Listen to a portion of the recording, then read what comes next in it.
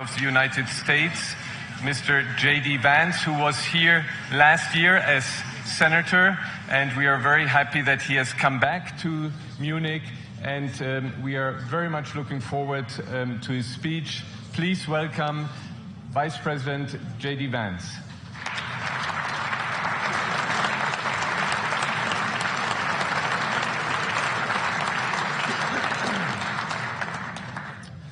Well, thank you, and thanks to all the gathered delegates and luminaries and media professionals, and thanks especially to the host of the Munich Security Conference for being able to put on such an incredible event. We're, of course, thrilled to be here. We're happy to be here. And, you know, one of the things that I wanted to talk about today is, of course, our shared values. And, you know, it's great to be back in Germany. As you heard earlier, I was here last year as United States Senator. I saw Foreign Secretary David Lammy, and joked that both of us last year had different jobs than we have now.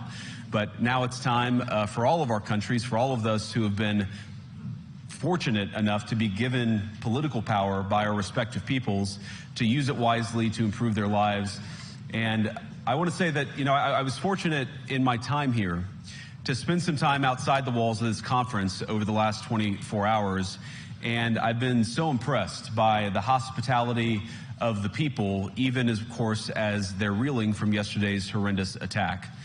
And the first time I was ever in Munich was with my wife, actually, who's here with me today, on a personal trip. And I've always loved the city of Munich, and I've always loved its people.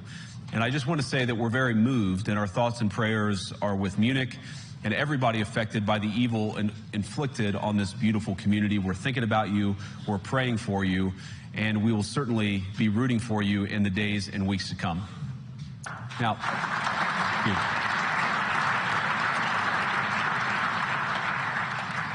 I hope that's not the last bit of applause that I get, but we gather at this conference, of course, to discuss security, and normally we mean threats to our external security. I see many great military leaders gathered here today. But while the Trump administration is very concerned with European security and believes that we can come to a reasonable settlement between Russia and Ukraine, and we also believe that it's important in the coming years for Europe to step up in a big way to provide for its own defense, the threat that I worry the most about vis-a-vis Europe is not Russia, it's not China, it's not any other external actor. And what I worry about is the threat from within, the retreat of Europe from some of its most fundamental values, values shared with the United States of America. Now, I was struck that a former European commissioner went on television recently and sounded delighted that the Romanian government had just annulled an entire election. He warned that if things don't go to plan, the very same thing could happen in Germany too. Now, these cavalier statements are shocking to American ears. For years, we've been told that everything we fund and support is in the name of our shared democratic values. Everything from our Ukraine policy to digital censorship is billed as a defense of democracy.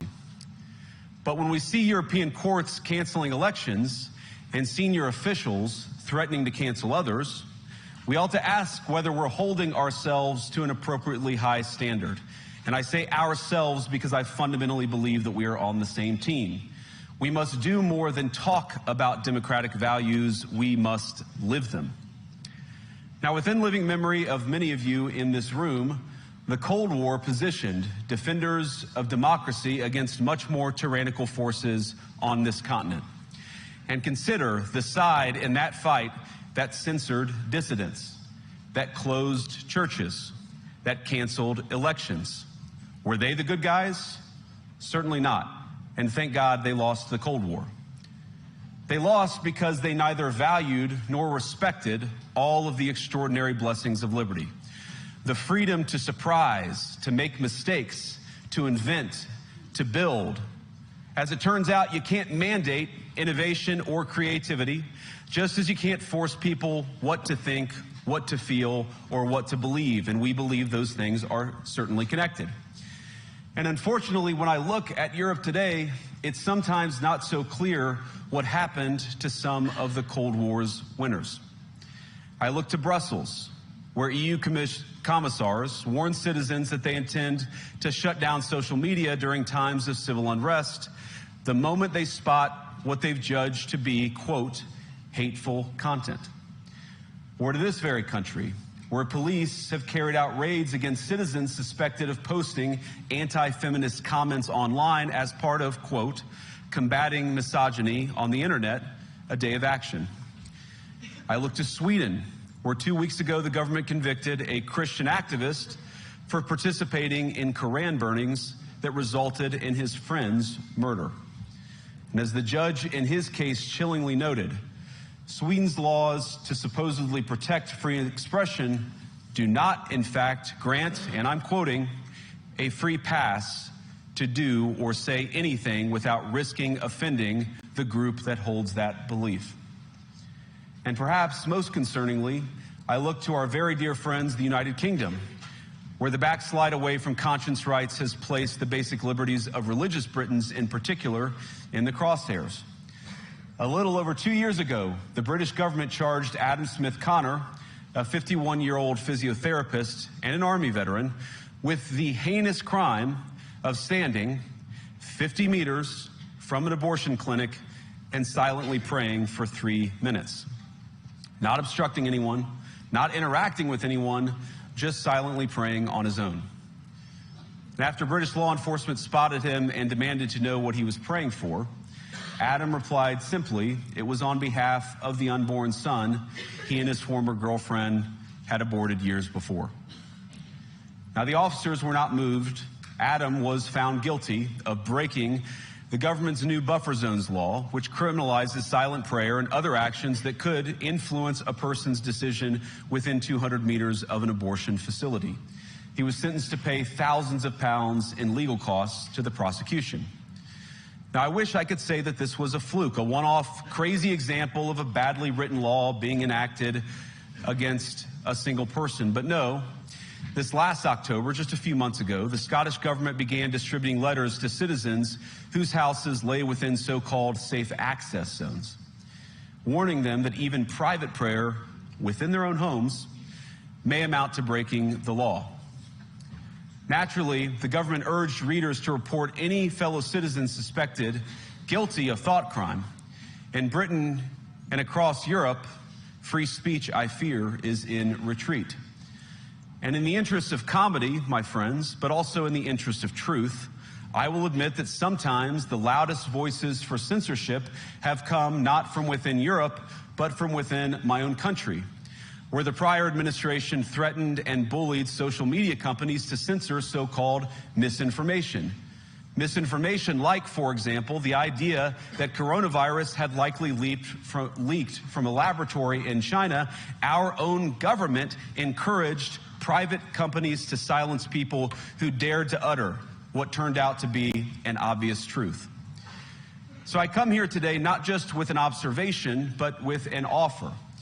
And just as the Biden administration seemed desperate to silence people for speaking their minds, so the Trump administration will do precisely the opposite, and I hope that we can work together on that. In Washington, there is a new sheriff in town, and under Donald Trump's leadership, we may disagree with your views, but we will fight to defend your right to offer it in the public square, agree or disagree.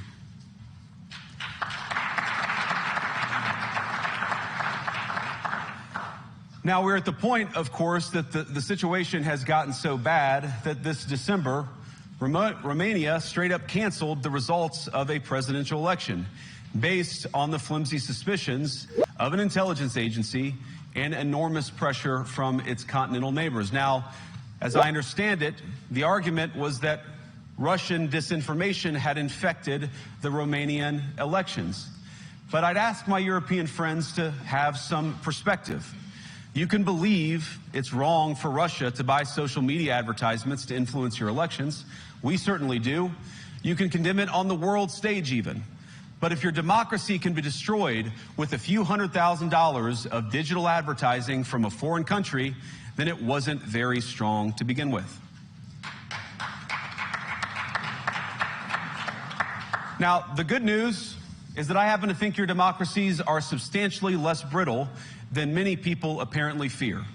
And I really do believe that allowing our citizens to speak their mind will make them stronger still. Which, of course, brings us back to Munich, where the organizers of this very conference have banned lawmakers representing populist parties on both the left and the right from participating in these conversations. Now, again, we don't have to agree with everything or anything that people say. But when people represent, when political leaders represent an important constituency, it is incumbent upon us to at least participate in dialogue with them. Now, to many of us on the other side of the Atlantic, it looks more and more like old entrenched interests hiding behind ugly Soviet-era words like misinformation and disinformation, who simply don't like the idea that somebody with an alternative viewpoint might express a different opinion or, God forbid, vote a different way or, even worse, win an election. Now, this is a security conference, and I'm sure you all came here prepared to talk about how exactly you intend to increase defense spending over the next few years in line with some new target. And that's great, because as President Trump has made abundantly clear, he believes that our European friends must play a bigger role in the future of this continent. We don't think, you hear this term, burden sharing, but we think it's an important part of being in a shared alliance together that the Europeans step up while America focuses on areas of the world that are in great danger. But let me also ask you, how will you even begin to think through the kinds of budgeting questions if we don't know what it is that we're defending in the first place? I've heard a lot already in my conversations, and I've had many, many great conversations with many people gathered here in this room. I've heard a lot about what you need to defend yourselves from, and of course that's important. But what has seemed a little bit less clear to me, and certainly I think to many of the citizens of Europe, is what exactly it is that you're defending yourselves for. What is the positive vision that animates this shared security compact that we all believe is so important? And I believe deeply that there is no security if you are afraid of the voices, the opinions, and the conscience that guide your very own people. Europe faces many challenges, but the crisis this continent faces right now, the crisis I believe we all face together, is one of our own making. If you're running in fear of your own voters, there is nothing America can do for you. Nor, for that matter, is there anything that you can do for the American people who elected me and elected President Trump. You need democratic mandates to accomplish anything of value in the coming years. Have we learned nothing that thin mandates produce unstable results? But there is so much of value that can be accomplished with the kind of democratic mandate that I think will come from being more responsive to the voices of your citizens. If you're going to enjoy competitive economies, if you're going to enjoy affordable energy and secure supply chains, then you need mandates to govern, because you have to make difficult choices to enjoy all of these things. And of course, we know that very well in America. You cannot win a democratic mandate by censoring your opponents or putting them in jail, whether that's the leader of the opposition, a humble Christian praying in her own home, or a journalist trying to report the news. Nor can you win one by disregarding your basic electorate on questions like who gets to be a part of our shared society. And of all the pressing challenges that the nations represented here face, I believe there is nothing more urgent than mass migration. Today, almost 1 in 5 people living in this country moved here from abroad. That is, of course, an all-time high. It's a similar number, by the way, in the United States, also an all-time high. The number of immigrants who entered the EU from non-EU countries doubled between 2021 and 2022 alone, and of course it's gotten much higher since. And we know this situation, it didn't materialize in a vacuum. It's the result of a series of conscious decisions made by politicians all over the continent and others across the world over the span of a decade. We saw the horrors wrought by these decisions yesterday in this very city. And of course, I can't bring it up again without thinking about the terrible victims who had a beautiful winter day in Munich ruined. Our thoughts and prayers are with them and will remain with them. But why did this happen in the first place? It's a terrible story, but it's one we've heard way too many times in Europe and unfortunately too many times in the United States as well. An asylum seeker, often a young man in his mid-20s, already known to police, rams a car into a crowd and shatters a community. How many times must we suffer these appalling setbacks before we change course and take our shared civilization in a new direction? No voter on this continent went to the ballot box to open the floodgates to millions of unvetted immigrants. But you know what they did vote for? In England, they voted for Brexit, and agree or disagree, they voted for it. And more all over Europe, they're voting for political leaders who promise to put an end to out-of-control migration. Now, I happen to agree with a lot of these concerns, but you don't have to agree with me. I just think that people care about their homes, they care about their dreams, they care about their safety and their capacity to provide for themselves and their children. And they're smart.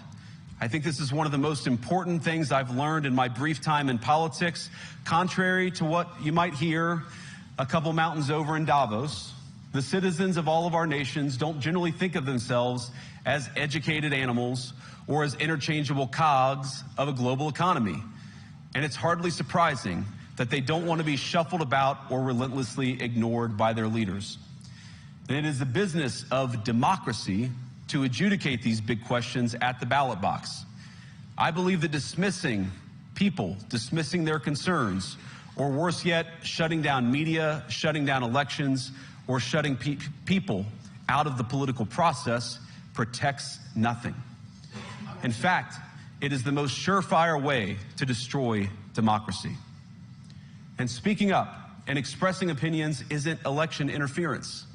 Even when people express views outside your own country, and even when those people are very influential. And trust me, I say this with all humor, if American democracy can survive 10 years of Greta Thunberg scolding, you guys can survive a few months of Elon Musk. But what no democracy, American, German, or European, will survive is telling millions of voters that their thoughts and concerns, their aspirations, their pleas for relief are invalid or unworthy of even being considered. Democracy rests on the sacred principle that the voice of the people matters. There's no room for firewalls. You either uphold the principle or you don't. Europeans, the people, have a voice. European leaders have a choice.